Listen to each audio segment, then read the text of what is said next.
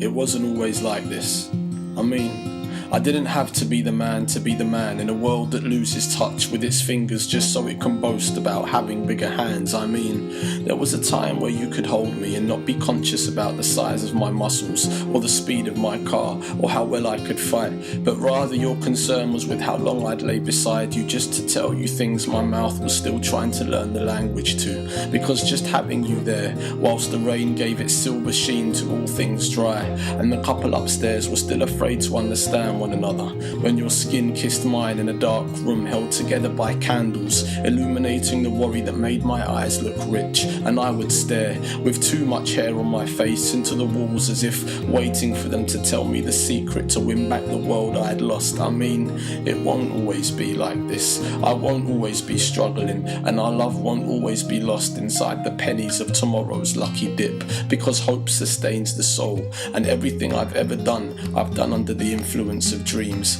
Like that night when I whispered into your sleeping ear that life isn't always about following your heart, and not everyone we meet is good in a world where love is the only war we've yet to wage. And just then, at that point, I think I fell asleep inside you, because you smiled with those unturned eyes like all things that have ever been loved smile, and I closed the lights holding your hand in mine, hoping that somehow I could take it with me when I pass, so as to have it build a heaven I would sleep in forever. I mean, I know I'm not an easy man to be with,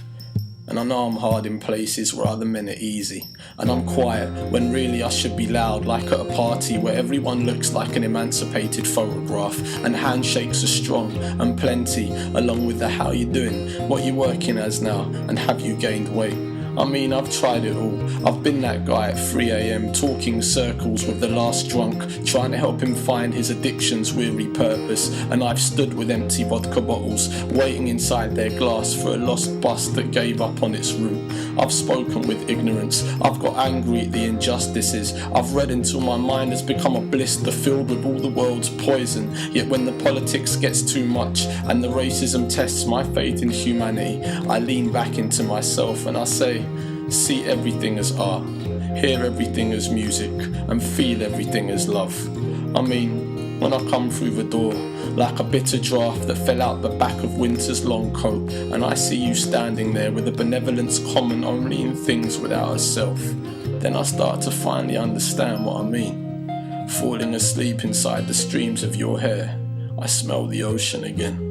I feel my heart beat and sway to the music of an orchestra conducted by peace, and I remember my name. I mean, I could write forever, but most of my words fall on water. I mean,